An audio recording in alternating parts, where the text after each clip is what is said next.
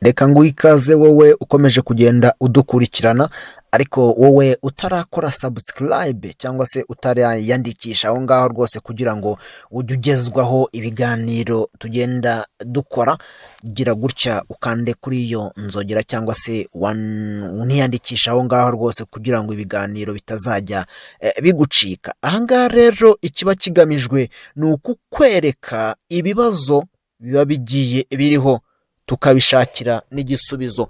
Ibibazo aha ngaha tuganira ni ibijyanye n'ibintu bidasanzwe abantu mutari muzi, mutari mumenyereye.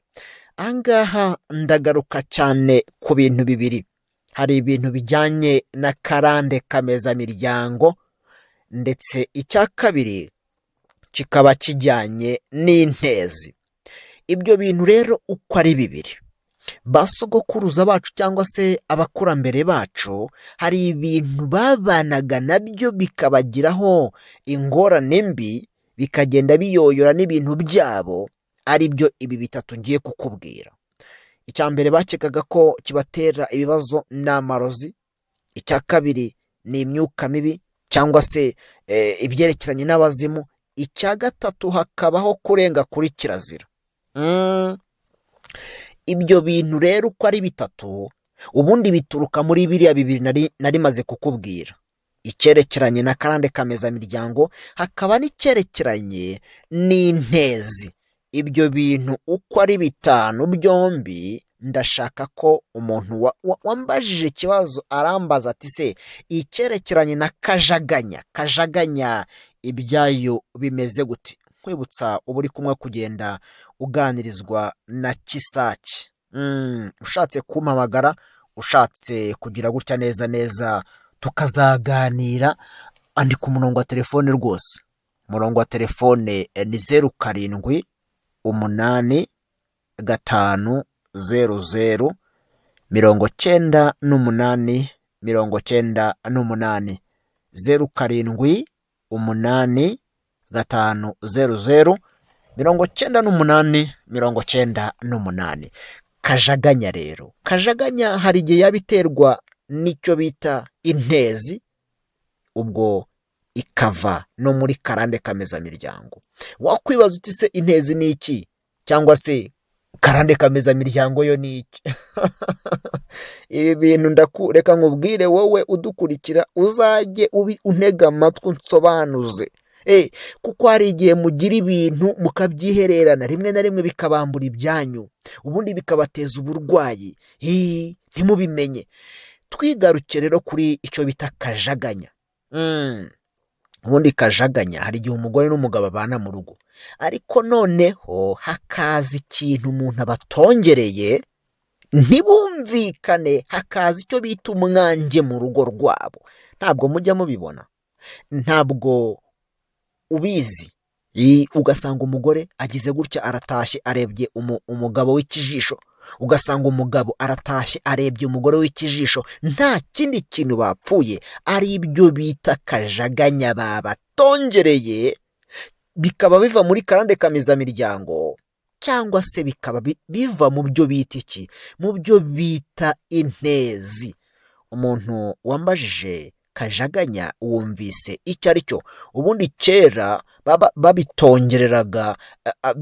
babitongeraga ari ibyo bita nyiragashiha, bagakoresha icyo bita nyiragashiha babatongera kugira ngo mushwane, ntimugire iterambere, ntimugire icyo mugeraho, maze ibyanyu mbega mucukubire. Iki kintu wacyumvise? Hari uburyo kirero gikira, hari uburyo iki kintu kivaho. Umwirinzi urahari. Iki kintu rwose ucyumve neza, umwifuzo. Ibyo ni ibintu bibiri, hari icyo bita umwifuzo ndetse n'umwirinzi. Ibi bimera bibiri iyo ubikoresheje, ku bantu mutabizi muzaze nzabibereka rwose, kugira ngo iyo kajaganya irangire, kugira ngo urugo rwawe rwongere rugende neza. Uwo mwifuzo urahari. Hari n'igihe waba uri umusore cyangwa se uri inkumi ushaka gukomeza gukundana n'uwo mushaka kuzarushinga.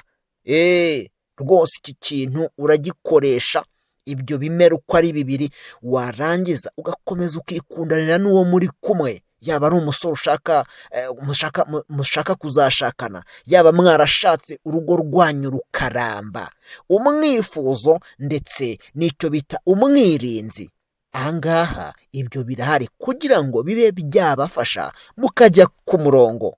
Wowe gusa ujye ukurikirana bino biganiro, uzajya agenda uwungukiramo byinshi, ariko uramutse ushaka kuza tukaganira rwose wambona, umurongo wa telefone wo nawuguhaye no kuri sikirini yanyu uragenda uwubonaho, noneho tuzaganira n'ibindi bitandukanye. Wowe ujye ubimbaza, wibuke gukora sabusikarayibe, wibuke gukanda kuri iyo nzogera, noneho ibiganiro bizajye bigenda bikugeraho.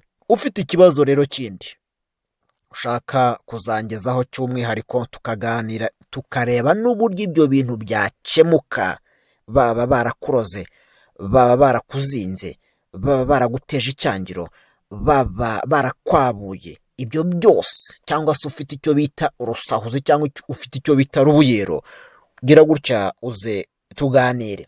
Reka rero mbabwire ngo ubana n'Imana, ariko noneho wibuka no gukoresha ibyo yaremye iyo Mana nyine kugira ngo bigende neza ku murongo. Ubundi burya gusenga cyangwa se kwiragiza Imana ni byiza, ariko bikajyana no kwivuza.